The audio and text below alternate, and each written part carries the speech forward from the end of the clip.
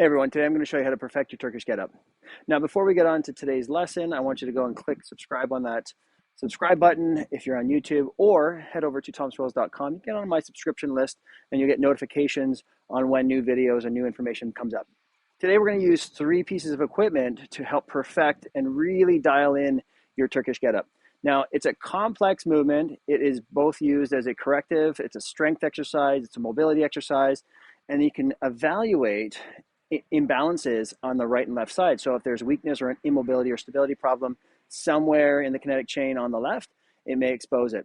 So we're going to use 3 different tools, that being a shoe, a light kettlebell in the bottom up position, and then a regular weight kettlebell in the regular position. That's about 50% of what you normally can do. I'm going to start off by starting with the shoe. Now, the shoe is going to keep you honest into your alignment so that you're not waving it around or losing that nice vertical position.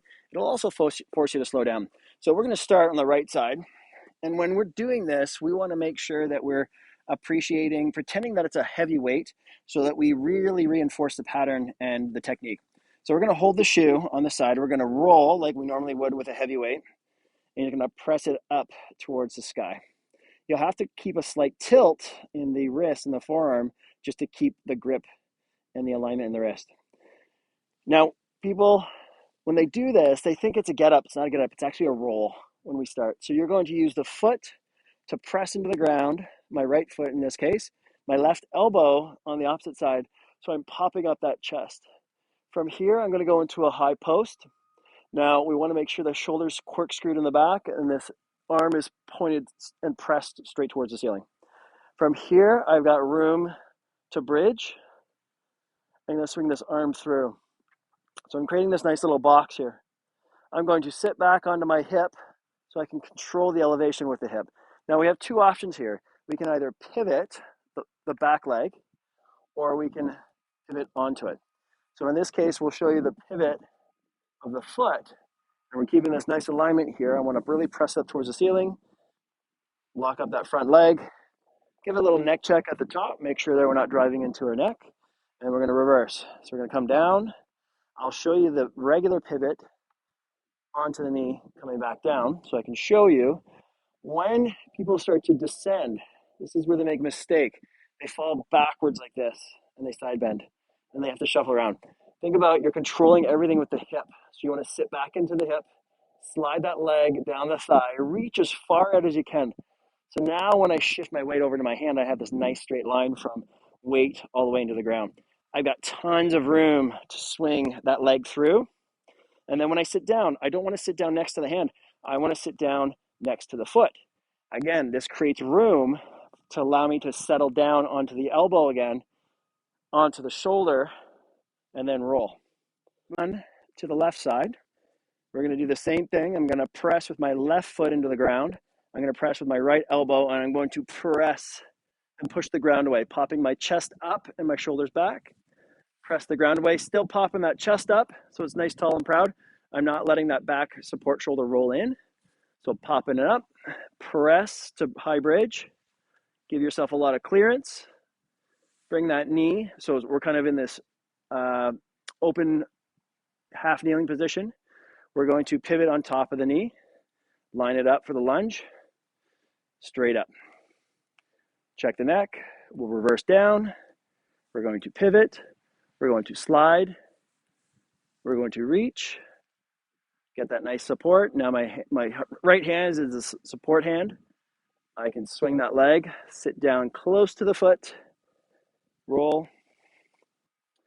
If you found just using a shoe challenging, stay on the shoe. We want to make sure that we can control our alignment without a lot of load and resistance to prevent any injury, but we can also locate or diagnose any kind of mobility or balance problems. Next, we're moving on to the kettlebell. So we're going to use the light one. We're going to use the 25-pound one. So I'm using about 25% of my max lift. And we're going to do it in a bottom-up position. This will force me to keep my grip locked in and my alignment the entire time. Because if I get sloppy or I lose the grip, the kettlebell teaches me by falling over. So with the bottom-up position, we're actually going to start on the opposite side because we need to bring it up. So I need my left hand to support the kettlebell as I roll up into the bottom up position. I'm making sure I switch my feet. So I'm going to be pressing and rolling with the right leg and with the left arm. Get a nice solid grip. Roll, pop that chest, push the ground away. Reset and wiggle some positions if you find that it doesn't quite feel right or you need a little bit more space. That's all right. Keeping an eye on your kettlebell. We're going to pivot, line everything up, straight up into the air. Neck check, and then we're going to reverse. I'm going to pivot, slide that leg down, reach. If I fall backwards, if I go too quickly, if I do lose balance, I have control of my hip. So this is the important part here on this transition, making sure I'm staying in my hip before I transfer over to the hand. Nice high bridge. Sit down next to the foot, roll, down. We're going to perform this on the left side. So I'm going to roll, I'm going to switch the legs, get a nice tall long, press that kettlebell towards the ceiling, stomp that left foot, push.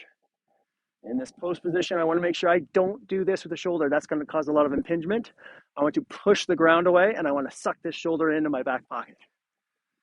Press up, open half kneel, pivot, line it up, use this front leg, step, neck check, come back down,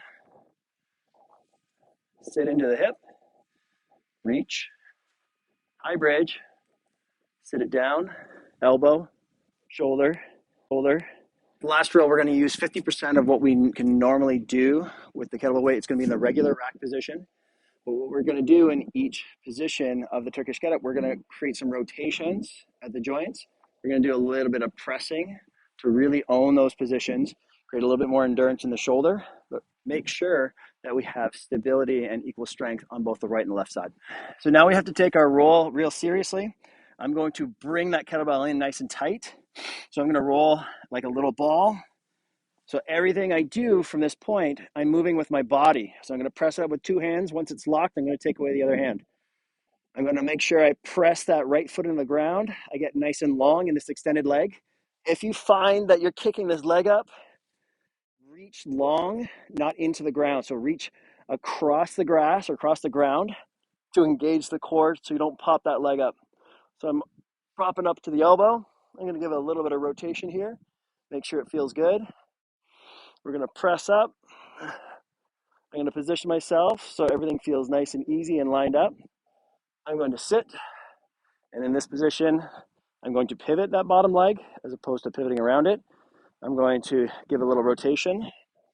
If it's in your wheelhouse, give a little press. Up. Little neck check, just for good measure. And we're going to reverse, back down. I'm going to pivot this time on the knee. I'm going to slide. I'm going to reach. So I got this nice vector here where the kettlebell is going straight through the ground, through my body. Here, a little rotation. Down, make sure we're still good. Back down, press, and roll. I hope you found this video helpful in perfecting your Turkish Get Up.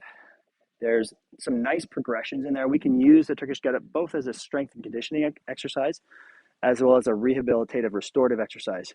So it depends on the context in which you want to use it. I love just using it on recovery days with lighter weights. You know, I can do some pressing movements and really open up, creating some mobility, some extra mobility through the thoracic spine and the hips. But then on strength days, I'll move right up to the 45 kilo and use that as a primary strength exercise as a push. And then even a nice workout is pairing that up with kettlebell swings, and you can do some ladders with it. It's an awesome workout. You'll get smoked in 20 minutes, going 5, up 5, down 5, done. But it's a push-pull, it's ballistic, it's slow, it's controlled, it's working on mobility. But it's such a valuable exercise, and it is a foundation exercise in the advanced movement therapist that we use to both correct, evaluate, and strengthen our clients and athletes.